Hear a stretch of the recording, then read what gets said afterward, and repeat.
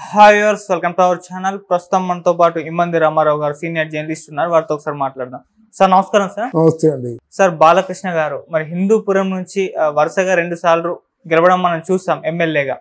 ఇప్పుడు హ్యాట్రిక్ కొడతారా లేదా అని చెప్పేసి ఒక క్వశ్చన్ మార్క్. చాలా మంది ఈజీగా కొట్టేస్తారు, ఆయనకు హిందూపురంలో ఆయనకు తిరుగులేదు అని అంటున్నారు. అయితే ఇటుపక్క వైసీపీ నుంచి పోటీ చేసిన దీపిక గారికి కూడా ఛాన్స్ ఉంది, ఈసారి బాలకృష్ణ గారికి హ్యాట్రిక్ అంత ఈజీ కాదన్న వార్తలు కూడా వస్తున్నాయి. దానికి కారణం ఏంటంటే మైనార్టీ ఓట్స్ అన్ని కూడా వైసీపీకి షిఫ్ట్ అయ్యాయి, ఎందుకంటే అక్కడ మైనార్టీ ఓట్లు ఎక్కువగా ఉన్నాయని అంటున్నారు. మరి ఇదేమన్నా కలిసి వచ్చే అంశం అంటారా వైసీపీకి? అసలు బాలకృష్ణ గారి హ్యాట్రిక్ గెలుపు ఖాయమా లేదా సార్? మీ ఒపీనియన్ ఏంటి? హిందూపురంతో నందమూరి తారక రామారావు గారి తాలూకు అనుబంధం ఉంది. మొట్టమొదటిసారిగా తారక రామారావు గారు ఎంపిక చేసుకున్న ప్లేస్ అది. అంటే ఎన్టీఆర్ ఫ్యామిలీకి అతి పెద్ద అభిమానప్రదమైనటువంటి ఊరు హిందూపురం. అర్థమైందా? అందువల్ల ఆ బాలకృష్ణ కూడా హిందూపురాన్ని బాగా డెవలప్ చేశాడు. అక్కడ మైనారిటీల లేకపోయినట్టు హిందువుల అనేటువంటి మత విభేదాలు బాలకృష్ణ దృష్టిలో లేదు, ఆ ప్రజల దృష్టిలో కూడా లేదు. అందుకనే తక్కువ మెజారిటీతో గెలిచినప్పుడు కూడా హిందూపురంలో బాలకృష్ణ గెలుస్తున్నాడు. హిందూపురంలో బాలకృష్ణకి కావలసినంత మెజారిటీ ఉంది, అంటే కావలసినంత నెట్వర్క్ ఉంది, అంటే గెలవడానికి కావాల్సిన నెట్వర్క్ ఉందన్నమాట. తర్వాత మిగతా వాళ్ళ కాకుండా ఆయన నెలలా వెళ్ళి అక్కడ మకం పెడతాడు. చిన్న చిత్తక పేద సాదా వాళ్ళని ఏదో చూస్తాడు. తర్వాత ఏంటంటే హీఈజ్ మోర్ ఎమోషనల్, అంటే ఉద్వేగభరితమైనటువంటి వ్యక్తి. అంటే ఏదైనా మాట్లాడుతుంటే ఏదైనా చెప్తుంటే తను తట్టుకోలేడు, కోపం వస్తే కొట్టేస్తాడు, అలాగే ప్రేమ పొడితే డబ్బులు ఇచ్చేస్తాడు.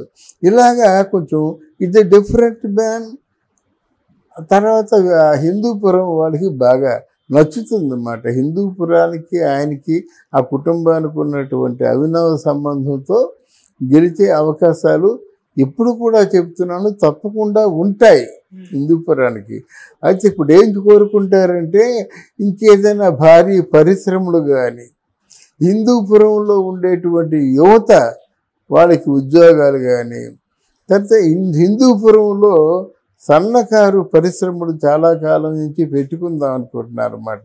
సన్నకారు పరిశ్రమలు అంటే ఉద్యోగాలు రాకపోతే ఏం చేస్తారు అంటే స్మాల్ స్కేల్ ఇండస్ట్రీస్ అన్నమాట.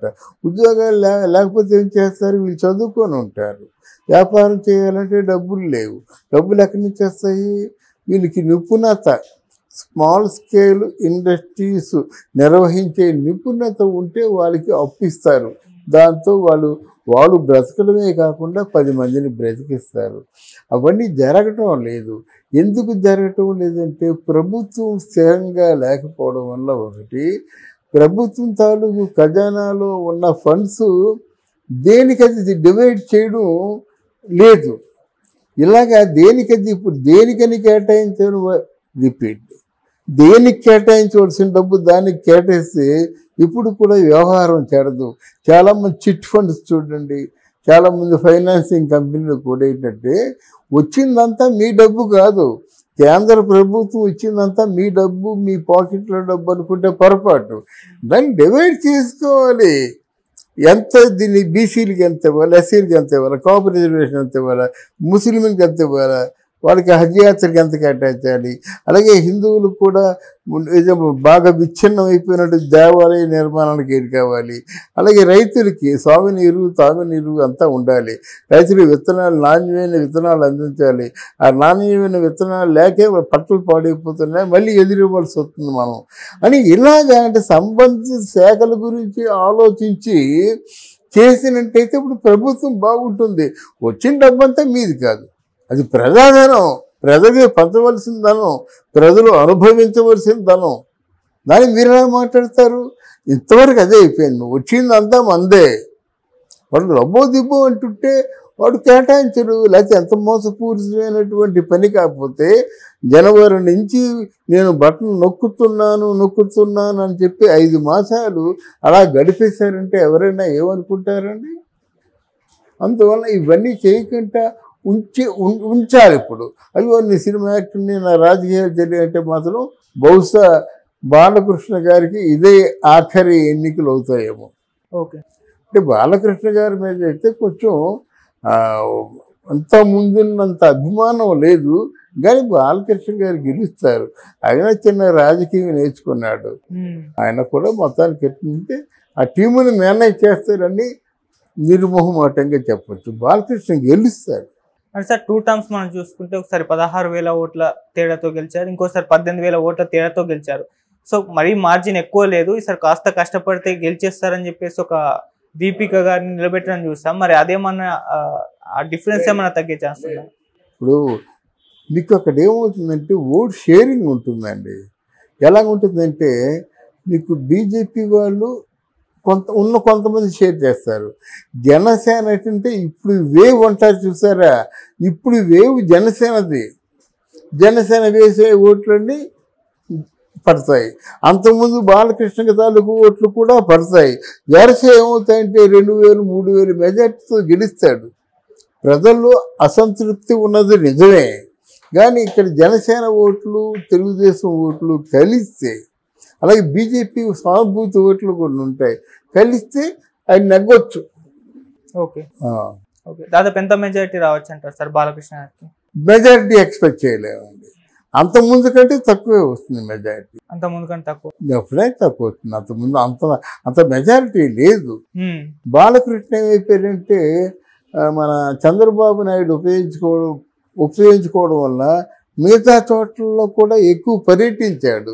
పవన్ కళ్యాణ్, బాలకృష్ణ, చంద్రబాబు నాయుడు ముగ్గురు కూడా ఆంధ్రదేశాన్ని చుట్టేశారండి.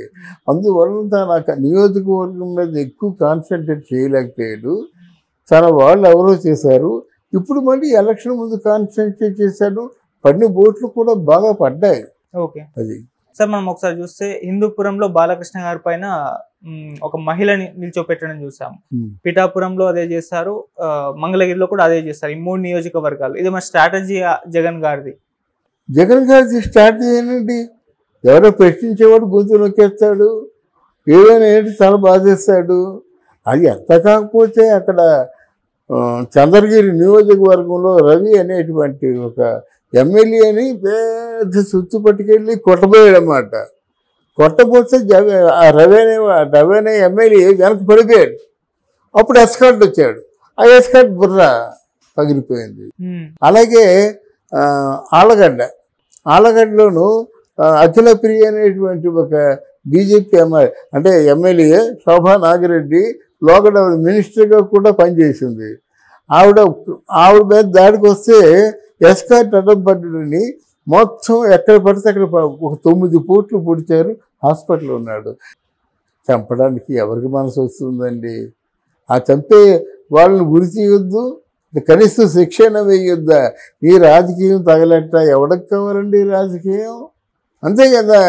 సొంత చెల్లి లబ్బో దిబ్బోమంటే సొంత చెల్లి క్యారెక్టర్ మీద అసాసినేషన్ చేశావు, అది అవసరమా? ఆ వివేకానంద కూతురు మొత్తం పని పాటు మానేసి దిక్కుమాలిన పక్షిలాగా అన్ని చోట్లకి ఢిల్లీ హైకోర్టులో ఇవన్నీ తిరుగుతున్నప్పుడు ఆవిడని చూసి నీ చెల్లే కదా స్పందించవా? వాడికి ఎంత కట్టుకు మంట కాకపోయినట్టయితే దయచేసి మా అన్నయ్యకి ఓటెగొద్దని చెప్తారు. ఇవన్నీ strategies of Jaganmohan Reddy. Okay sir, thank you so much. Thank you.